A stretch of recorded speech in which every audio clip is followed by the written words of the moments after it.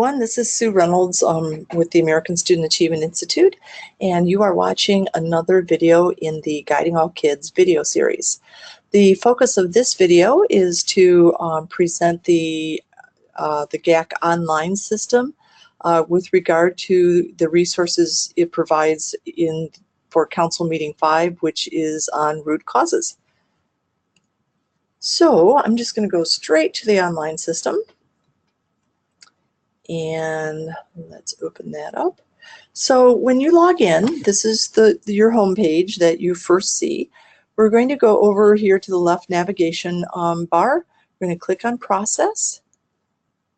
And then we're going to scroll down to Council Meeting 5, which is on root causes. So we always suggest that the very first thing that you do, if you're responsible for sending in submissions, is to check the rubric. So I'm going to go down here and click the rubric. We really suggest that you do this before your council meeting so you'll know exactly what we're looking for. And then again, the rubric is negotiable, so if there's an item on here that doesn't fit for your school, just talk with us and we can talk that out. So, okay. First one, Counselor Time Use Log. You've been using this. Just a heads up, we are working right now on a way to show you the completion rate week to week, so that if you have some counselors that didn't fill out this completion log, this time use log at the beginning of the year, now they are, you'll be able to see that because you'll see the 100% in the more recent weeks. So that's coming. We just don't have that developed yet. Then on focus priority goals, so these are the goals you're going to hammer. Remember, this is probably going to be a very small percentage of, very small number of your priority goals. So these are the focus priority goals, the ones you're going to hammer. The only thing we're really looking for here, we already know that we've reviewed them in terms of how they're written because they were priority goals. So we reviewed the wording in them at that step. So really all we're doing here is looking at the number of priority goals. If you tell us that you're going to have 20 or 30 focus goals, we may send you a note that says that we have a question, and you'll open that up, and then we'll say, have you really thought about this? How do you think you have the capacity to do 30 different focus goals? So we're just looking at the number. Okay. So then the next thing we're looking at is the root causes that you've come up with. So we're checking to make sure that at least one root cause exists for each of your focus or your hammer priority goals. For those 1, 2, 3, 4, 5 different focus goals, the hammer goals, do you have at least one root cause? And then for the root causes that you've entered, have you told us that this is has something to do with student knowledge in the root cause, or is there a social personal issue that's impacting this choice, or is the root cause because of students have a lack of an opportunity? So once you put your root cause in, you're just going to tell us this is a knowledge issue, an opportunity issue, or a social emotional issue. Okay, then going down to number 3, the data targets. So again, we're only entering data targets for your focus goals. So if you only have one focus goal, you're going to just do this one time. If you have 5 focus goals, then you'll be putting in data targets five times. So again, 1 or more data targets have been identified for each focus priority goal, and the data target is clearly written. Each data target represents a student choice that we're trying to drive choices here, and then each data target is challenging, is going to push you, the target you come up with for a year from now, but it's going to also be realistic. It's something that you can reach if you work hard. So again, we're by design, the focus goals or the hammer goals are goals that you're really going to hit hard. So you're not going to have a lot of those, and it's perfectly fine to have just one. Okay, as we go on in the rubric, your meeting meeting photo, you're just uploading that. The meeting minutes, same thing, you're just uploading those like you have. In the stages of change, after we met with schools last month, we again looked to see was there anything that we could cut out to save you some time. The only thing we thought that would be okay with was the stages of change engagement form, where you've been identifying the percentage of people that are coming along and getting interested in guiding all kids. We do think that that's a good activity. I would encourage you to do it. I think it's really interesting. It's a great discussion, but we are going to make it optional. So if you don't submit it, that will be fine. Okay, so there's the rubric. I'm going to go back now to the online system. Okay, so let's just walk through this. You're registering your steering team workshop for the steering team workshop that we're having about root cause. You're marking who attended the workshop. You're logging counselor time. You're selecting your priority goals. That is so easy. You're just going to click this button on enter. All of your priority goals will be listed here, and you're just going to check off the focus goals. So, we're looking for a small number, so you might say, we want to work on homework, and that's all we're going to work on, just that one thing in a big way. Remember, your priority goals, we're working on all of them, so this school is going to be doing something for all of these priority goals that they have. But in terms of their focus goals, they're only going to do the few that they've checked. And then down at the bottom, of course, click Save. Okay, so that's how you enter your focus priority goals. That's going to be pretty easy. If I go back then, when I'm entering, let's see, where are we? Then the next thing we're doing is we're verifying that all of our council email addresses are correct. So you've already put those in, but we're about to send everybody an email. So we want to make sure that everybody's addresses are correct. And then we're also going to check to make sure that the student opportunities self-study is the way you want it to be. This will be going out to your council members as well. And so if you open this up and you think, oh my gosh, it's not filled out, you've got to do this before you send that memo out, or your council members will open this up and have nothing there. So, and again, this is pretty easy to enter. It should already be entered because that was a step we did quite a while ago. Okay, review the priority goals knowledge statements. This is just to help you think about what you said a little while ago about what knowledge the kids needed to have to make each of those priority goal choices. And then you're sending the automated email out to the council. You just click there. This is really easy. You're telling the computer which sets of student questions you want to be on the email. So I would guess that every single one of our GAK schools would want to share all of that data. Remember, there's no individual student data, it's just group data. And then who's deciding which reports are going to go to your council? It's Jane Doe or it's one of your other steering team members. And then you're just checking off that you understand that all council members with valid email addresses are going to get this email, and that you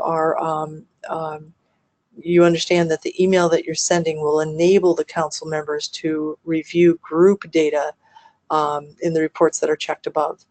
And so you'll check those things and then just hit send email to council, and poof, the council members have that in their inbox, and they can start doing their task, pre-meeting task. Okay, so that's that. Then we're going to conduct the council meeting. There's nothing to submit. This is just tools. Enter the root causes. I'm going to go to that enter button. And you can see there's already some, the focus priority goals are already in here. So you'll see that we give you a place to enter general root causes. So if I did a study and I see that some of my data shows that students are stressed, and you think that's going to impact everything, then you would go into a general root cause. You would type the root cause is that students are stressed. You would say that this, what kind of root cause is it? It's this is a social emotional counseling one, and then save. And then that will drop it in there. And you can see how it appears here. Students are stressed. So these are general. They tend to be a lot of the social emotional root causes that are impacting everything. But here, let's look at this school has this is one of their focused or their more specific focus goals. So, they want their students to make the choice to have a written plan for their future that includes those things. So I'm going to add a root cause. And, I'm thinking, well, why aren't kids, making the choice to have this? And it's because that they don't have the opportunity to receive a written, whatever you want to call it in your school, a written plan template. So, we've never given them a template. They don't have anything that would help them create this plan. So, and again, in elementary school, this might be a personal educational plan. In a high school, it might be the Indiana graduation plan or a four-year high school course plan. But, you're thinking about, do kids have the opportunity to do it? Do they have the knowledge that goes with it? In a high school, they would need to know what the graduation requirements were for the different diploma types. So anyway, so you're filling in all these root causes, and then if this is an opportunity, so I put it in here, click that, and then hit save. So, and now that's come in there. And then I could add another one. In order to create this written plan for their future, they have to, students don't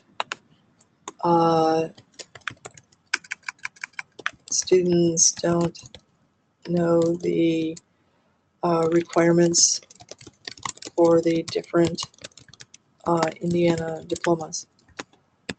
So that would be a knowledge one, student guidance, and then save. And now for that root cause, for that focus goal, I have two things I've got to work on in order for kids to make that choice. It might, this is kind of a very broad one. It might be also that, they can't adequately develop a future plan because they don't have any knowledge, they don't have any tentative career selections. And so, you could go down that road too and say, they don't know their career interest areas, or they've never had the opportunity to take a career interest inventory. So there's all, there's different ways that you can develop each of these. So, okay, so we're entering those. Let me go back and that was entering the root causes. Then I'm going to enter the data targets. So let's look at this one. I'm working with demo school, and there is no student data in demo school. So I'm just going to talk you through this, but it's not going to look exactly right. So when I go to enter the data target, what you'll see when you open this up is you'll see, okay, here's our focus priority goal, our hammer goal. And this one, what we're saying here is that there was data on the survey that aligned with this goal. So when you open it up, the data from your survey will actually be in here. Again, I'm in as demo school, and we don't have any student survey in demo school. So your data will be here. It'll say that this is survey data. It'll tell you what the data was, and then it will also tell you the date that data came from. And then you'll just enter a target. I don't know if I'll be able to, yeah. So, again, your data is going to be, your baseline data is going to be up here. So let's say that, the actual data was 10%, and next year you're going to try to do this with 2 grade levels. That would put you at 50%. You want to do this by May, and then you're doing it by the year 2019. And then maybe you want to go out another year. Maybe the next year you're going to pick up another grade level that would give you 75%. This is going to be May of 2020. And then maybe even another one, pick up that last class and be 2021. So now, if you don't like the data from the survey, there's a couple of things that you can do. Here where it says select data source, you can say, I want to use other data. If so, then that would take the survey data off of this report, and it would, this is telling you what's going to happen. It's going to take the survey data off, and it will see how it came off. And then in this other sources, now you can see that that goal got moved over to this tab. And so now what did you count? Well, we didn't want to use survey data. We're going to count, we counted the the percentage of students for whom we had Indiana graduation plans on file in the counseling center.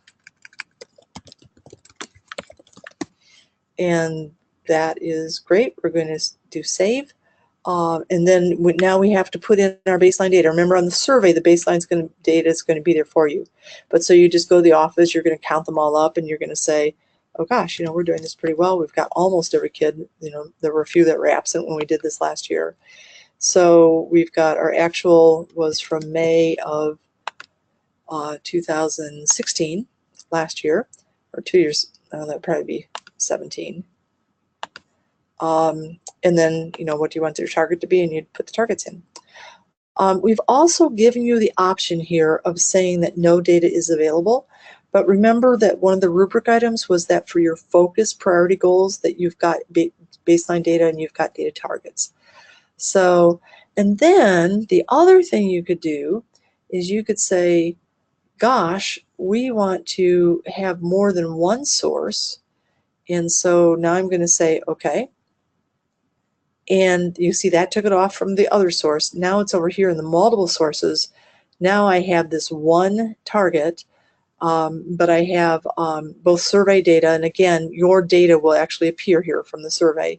And then I've got this other thing that I want to count. So yeah, so there's lots of flexibility in this in terms of what you're counting. And remember, we're not doing this for all of the things that you're working on. So we're not doing this for all of the priority goals. We're only doing it for the small number of hammer goals or focus goals. And then a year from now, we'll come back and do follow-up data to see if the activities that you put in place next year made a difference. So, okay, I'm going to go back. And we'll finish this up. Okay, so I've got my data targets in. This is where you're just uploading your photo to Instagram or Twitter, and thank you so much for doing that. That is really helpful for us to kind of see what's happening in your school. It just puts a visual for us, and that's really, really helpful. Then you're turning in your meeting minutes. You're entering your stages of change if you're deciding that you want to continue with that. And then we've already talked about the rubric items. So that's it on the process page. And then just real fast, on the manual page, if you are the documentation point person, you're probably not going to need this page. This would be the person that's facilitating your meeting would need this. But just to give you a heads up, if I scroll down to Council Meeting 5, here are the handouts for that council meeting. And here's all the tools that you would need to facilitate that discussion. Okay, that is it. So as always, give us a call if you get stuck or if something didn't make sense. Call our team and we'll be happy to go over this with you again or answer any questions that you have. And if you have suggestions for us, please share that as well. We want to continually improve, and the best thing that helps us do that is your questions and your suggestions. So thanks so much, and please call us if you need help.